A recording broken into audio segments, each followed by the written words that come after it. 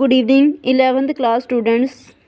कल हमने आपके कुछ बेसिक कंसेप्ट किए थे, जिसमें लास्ट कंसेप्ट हमने किया था एंटिटी मींस एन ऑर्गेनाइजेशन या एक इकोनॉमिक यूनिट। आज हम कुछ और बेसिक कंसेप्ट करेंगे। मैं अपनी तरफ से पूरी कोशिश कर रही हूँ कि आपको समझ आ जाए। आप भी ट्राई करो कि आपको समझ आ जाए। अगर फिर भी कोई प्रॉब्लम रहती है, कहीं पे कुछ समझ नहीं आता, तो उस चीज़ को अलग से राइट करके रख लो। उस चीज़ को हम दोबारा से क्लास में क्लियर कर लेंगे। मैं आपको दोबारा से क्लास में समझा दूंगी। अब हमारे पास है टर्म प्रोप्राइटर, जो मैं आपको पहले भी बता चुकी हूँ। जहाँ पे भी आपका प्रोप्राइटर या ओनर आया था वर्ड, मैं आपको बार बार बता चुकी हूँ कि इसका मीनिंग होता है मालक। जो बिज़नेस को स्टार्ट करता है उसे बोलते हैं प्रोप्राइटर और मालक। The person who makes the investment and bears all the risks. Risk होते हैं जोखिम। Associated with the business is called proprietor. Proprietor means वो पर्सन जो बिजनेस में इन्वेस्ट करता है। इन्वेस्टमेंट मीन्स कैपिटल लगाता है, जो मैंने आपको अच्छी तरह डिफाइन किया था। बियर होता है मीन्स उस पर इफेक्ट पड़ता है। किसी भी तरह का अगर बिजनेस में कोई लॉस हो जाए तो वो ओनर का ही रिस्क होता है। तो मीन्स के वो पर्सन जो बिजनेस में रिस्क लेके पैसा इन्वेस्ट करता है उसे प्रोप्राइटर मीन्स मालक बोला जाता है। देन हमारे पास टर्म है सॉल्वेंट। अब इसका पंजाबी में प्रॉपर मीनिंग क्या है वो तो मैं आपको नहीं बता सकती। इसका आपको पंजाबी में शायद कोई प्रॉपर मीनिंग ना भी मिले, बट मैं आपको अच्छी तरह से यहीं पे क्लियर कर दूँगी। ज़्यादा कोई टफ टर्म नहीं है ये। सॉल्वेंट एक पर्सन होता है, एक व्यक्ति होता है, या एक एंटरप्राइजेज, एक ऑर्गेनाइजेशन भी हो सकती है। Which is in the position, जो इस स्थिति में होता है to pay it's dates. Means solvent वो पर्सन है, जब वो ऑर्गेनाइजेशन है जो इजीली अपने डेट्स को मीन्स अपने कर्जों को वापस कर सकती है।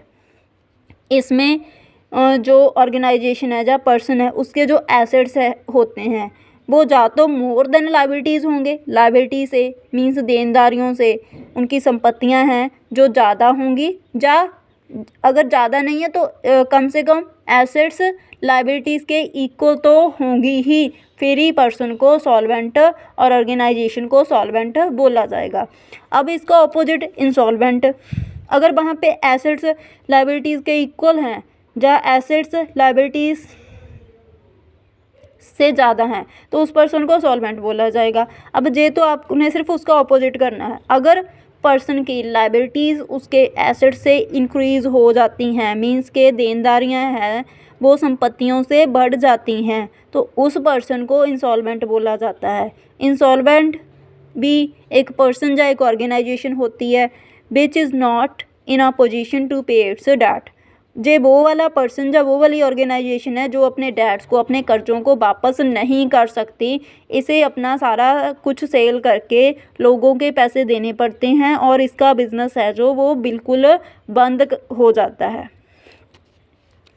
और मतलब बिज़नेस सेल करके भी इसके पास इतना पैसा नहीं आता, अपनी सारी प्रॉपर्टी सेल करके भी इसके पास इतना पैसा नहीं आता कि जो लोगों का सारा कर्जा वापस कर सके। उसके बाद भी कुछ ना कुछ जो अमाउंट है डेट्स की वो पेंडिंग रह जाती है, इसीलिए इस पर्सन को इंसॉल्वेंट बोला जाता है।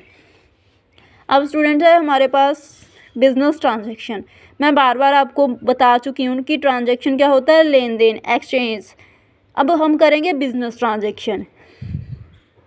The term business transaction means a financial transaction और इकोनॉमिक इवेंट। जहाँ पे बिजनेस ट्रांजैक्शन का मतलब क्या है, financial transaction. Financial transaction means जो पैसे से लिंक्ड ट्रांजैक्शन है, पैसे से लिंक्ड आपका लेन देन है। और इकोनॉमिक इवेंट, इकोनॉमिक आपका पता है जो आर्थिक कोई गतिविधि होती है। Entered into by two parties. जिस इकोनॉमिक इवेंट में या फाइनेंशियल ट्रांजैक्शन में टू पार्टीज इन्वॉल्व होती हैं, दैट इनिशिएट होता है स्टार्ट होना, जो आपकी अकाउंटिंग प्रोसेस को, आपके अकाउंट्स को स्टार्ट करती है, जिससे आपकी अकाउंट की मतलब जो बुक्स हैं उनमें रिकॉर्डिंग होनी या करनी स्टार्ट की जाती है।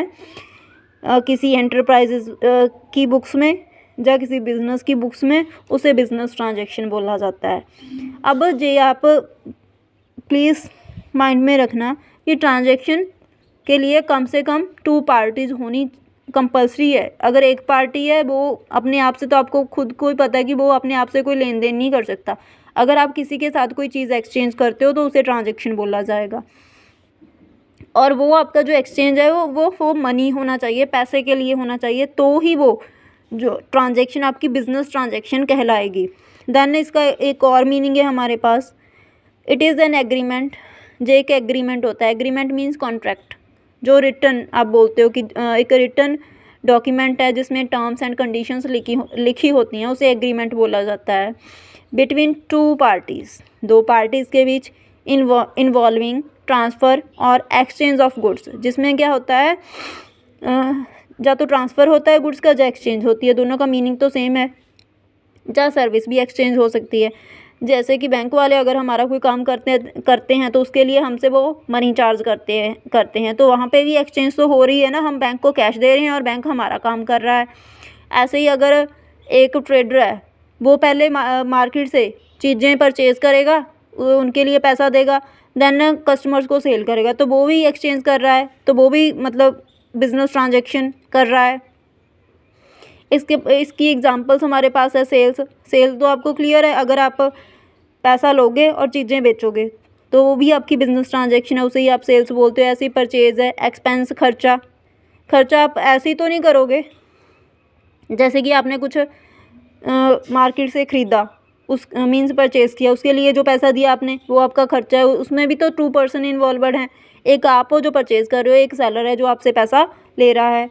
देन इनकम, जैसे आप कहीं पे काम करते हो, जब आप कोई जॉब कर रहे हो तो वहाँ से अगर आप सैलरी रिसीव कर रहे हो तो वो आपकी इनकम है, वहाँ पे भी 2 पार्टीज़ इन्वॉल्वड हैं।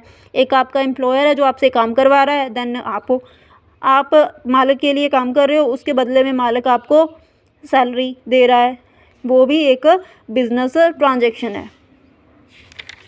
देन इसके स्टूडेंट्स, हमारे पास बिजनेस ट्रांजैक्शन के कुछ फीचर हैं जिनको 1 बाय 1 हम देखेंगे, बहुत ही ईजी हैं। It is concerned with money और moneys worth of goods and services. मतलब जो बिजनेस ट्रांजैक्शन है आपकी सिर्फ वो मनी से, पैसे से, या ऐसी चीज़ों से लिंक्ड होनी चाहिए जिसकी वैल्यू आप मनी में मेजर कर सकते हो। देन सेकंड है, it arise out of the transfer of goods और सर्विसेज। ट्रांसफ़र का आपको मीनिंग मैंने ऊपर भी लिख दिया, एक्सचेंज। ये तभी पैदा होती है जब गुड्स या सर्विसेज एक पर्सन से एक जगह से दूसरी पर्सन तक या दूसरी जगह तक ट्रांसफ़र होती हैं। वो सर्विसेज भी हो सकती हैं आपकी, गुड्स भी हो सकती हैं। It brings about a change in assets and liabilities. अगर आपकी कोई बिजनेस ट्रांजैक्शन हो रही है तो उससे आपके जो एसेट्स हैं वो इंक्रीज़ भी हो सकते हैं, डिक्रीज़ भी हो सकते हैं। इसी तरह आपके लायबिलिटीज़ हैं वो भी इंक्रीज़ और डिक्रीज़ हो सकते हैं। आपकी 4th फीचर है, it has an effect on the accounting equation of any business और फर्म। किसी भी फर्म या बिजनेस की जो अकाउंटिंग इक्वेशन है जो उस पर इफेक्ट डालती है। अकाउंटिंग इक्वेशन क्या है आपकी, assets equal to liabilities plus आपके जहाँ पे कैपिटल आएगा। मैंने आपको जब आपको कैपिटल का मीनिंग करवाया था तब भी अच्छे से बताया था कि अकाउंटिंग इक्वेशन क्या होती है। तो मीन्स एनी बिजनेस ट्रांजैक्शन है, जो कोई भी बिजनेस ट्रांजैक्शन है वो आपकी अकाउंटिंग इक्वेशन पे भी इफेक्ट डालती है। It has dual aspects. कोई भी बिजनेस ट्रांजैक्शन है उसमें 2 साइड्स इंक्लूड होती हैं। एक साइड रिसीविंग साइड है जिसको आप डेबिट बोलते हो, दूसरी साइड आपकी गिविंग साइड होती है जिसे आप क्रेडिट बोलते हो। जैसे मैंने एक एग्जाम्पल ली है कि राम गुड्स सेल कर रहा है कैश के लिए, मीन्स राम ने चीज़ें बेच दी, कैश रिसीव कर लिया, तो उसके पास क्या आ रहा है, वो क्या रिसीव कर रहा है, कैश रिसीव कर रहा है, कैश डेबिट हो जाएगा। वो गिवर है, क्या गिव अप कर रहा है, गुड्स गिव अप कर रहा है, बाय सेल्स गिव अप कर रहा है, तो जो आपकी सेल्स है वो आपकी क्रेडिट हो जाएगी।